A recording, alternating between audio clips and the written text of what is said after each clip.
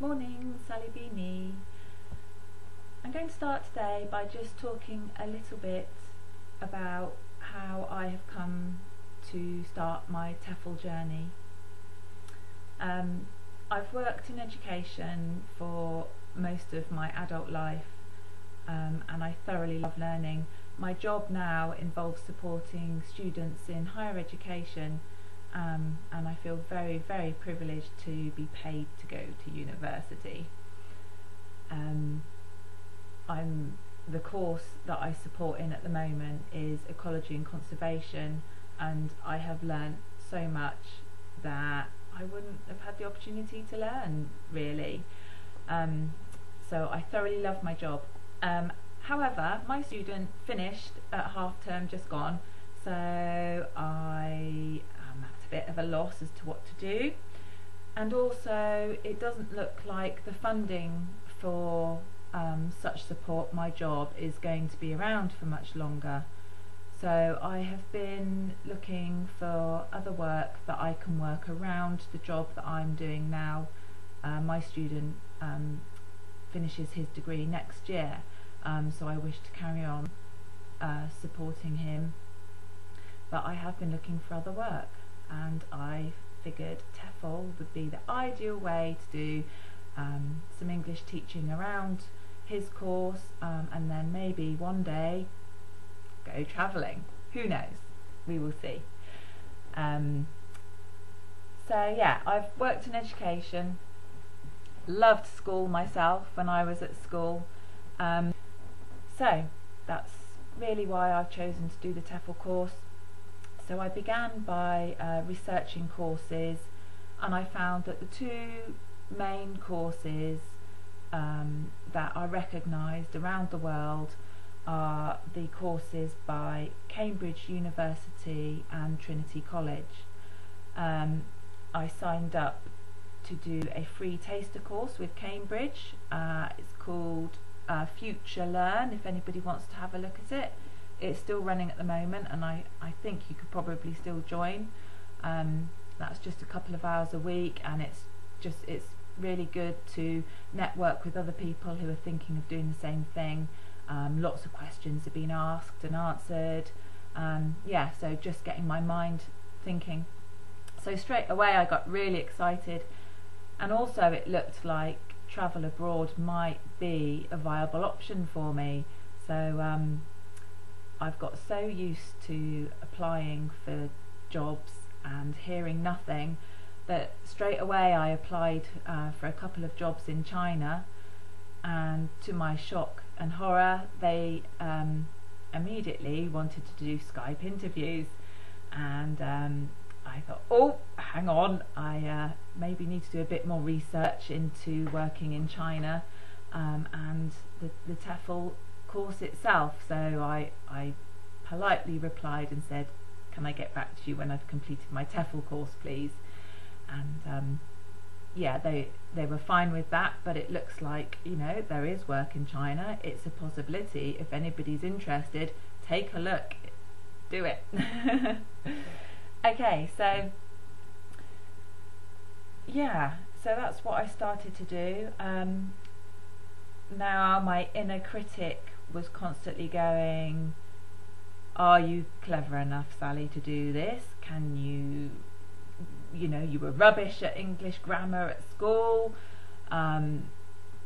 So to silence my inner critic, who is tough because not even getting a first degree was enough to shut it up, I did the online government competence test for that teachers who are going to go into teacher training take. So I took the literacy competency test and I passed. So I thought, ha, shut up, inner critic. So I got really excited then. So then I applied to the Trinity College TESL course. So it's called the Cert TESL, and the application was easy, thank goodness. a few sort of scenarios. What would you do if? There was one that I did Google, but I did write it down and tell them that. Yeah, I didn't even have to put any references on there, which I was glad about in one way, because I've also been accepted onto a couple of other courses which I've had to get references for, and I'm sure my referees are getting well fed up of having to write me references, so it was easy this time. But I will keep you posted on when my interview is and how that goes. So, have a drink of water. Hopefully I can cut this out of the video.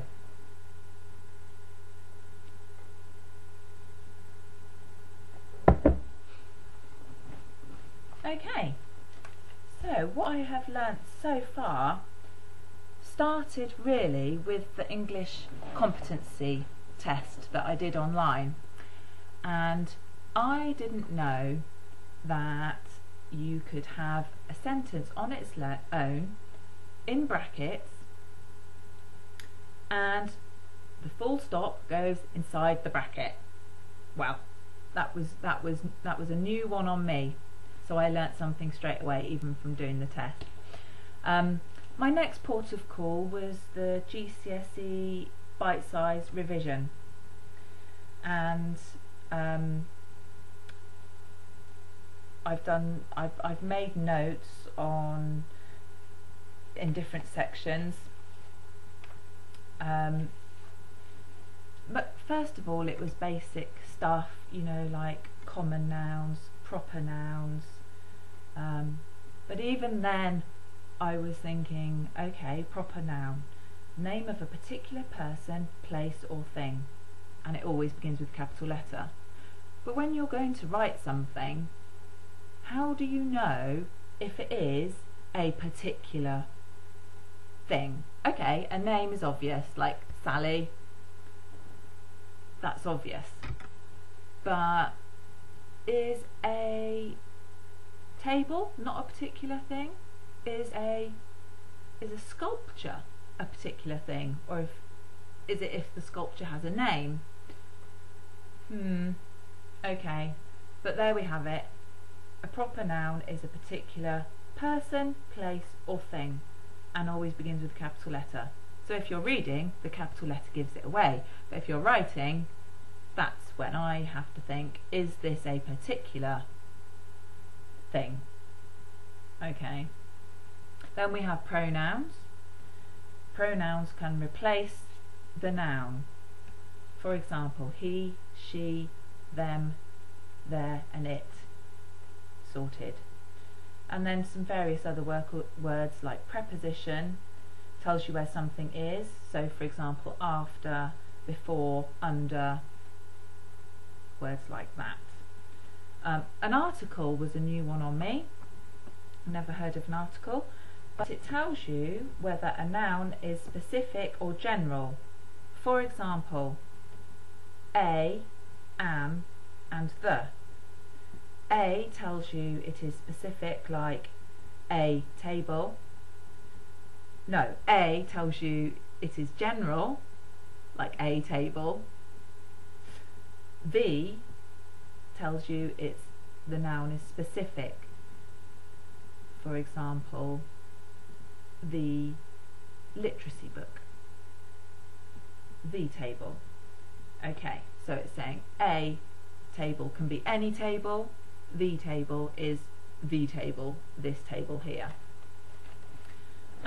Conjunctions I was familiar with, however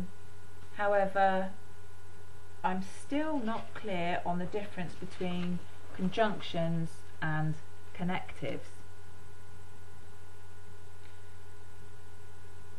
Is this correct? Connectives are words that join paragraphs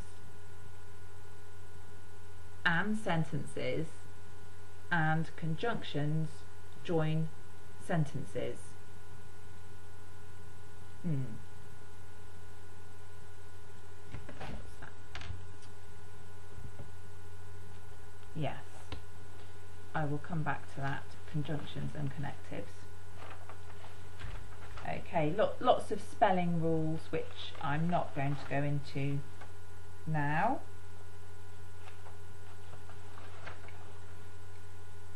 But the next, okay, so that was it in the GCSE bite-size revision. Next I turned to the book recommended by the Cert TEFL course, About Language, Tasks for Teachers of English by Scott Thornbury. Okay, so the introduction, there's an introduction talking about theories of teaching and whether TEFL teachers need to know all the words for all the grammatical words. It concludes that a good TEFL teacher will have the understanding of grammar rules, although this might not always be explicitly taught in a TEFL lesson. However, that information and knowledge is good to have there to be called upon as and when a student needs it. So, language awareness is the goal, apparently, of TEFL teaching, and language analysis is the route to that goal. Okay, so how I'm feeling about this so far is okay. I've got concerns about grammar and remembering all the words. Phonology, I have taught phonics to 7-year-old groups, small groups of 7-year-olds, so I feel quite confident about the phonology, and the spellings, well, we'll see. But my vocabulary is okay, I think. Okay.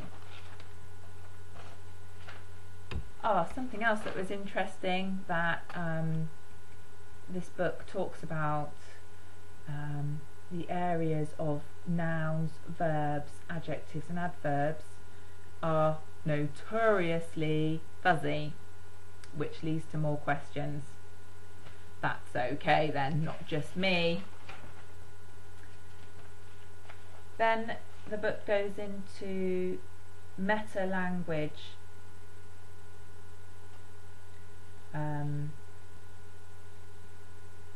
which I might come back to. But something else I wanted to talk to you guys about is in the use of, let me just go back, in the use of punctuation. So, a question I have from something that I learnt. So I learnt back in the GCSE bite-size revision that every sentence must have a noun. Okay, so a noun being a person, place or thing. Okay, so I am starting to notice this is sinking in already, my learning, and this is the book that I am reading at the moment, The Little Paris Bookshop by Nina George. Fantastic book, thoroughly recommend it. I've quoted parts of it on Facebook. But we have something that has made me confused. My query is, I don't think I'm going to be able to show you this, but they have here a standalone sentence which says singing to. Does that have a noun in it? A person, place or thing? how does my book have a sentence in it that isn't a sentence? It's not a proper sentence. I don't get it. And another thing I don't understand is, he had recited Manon's story loudly, comma, in the kitchen and on his lawn walks, semicolon, the dot and the comma, semicolon. He had shouted her name to the gulls and the buzzards, full stop. Why use a comma and then use a semicolon? I don't understand that. Maybe somebody can tell me. Maybe I can do some more research. Maybe it will become clearer in my learning.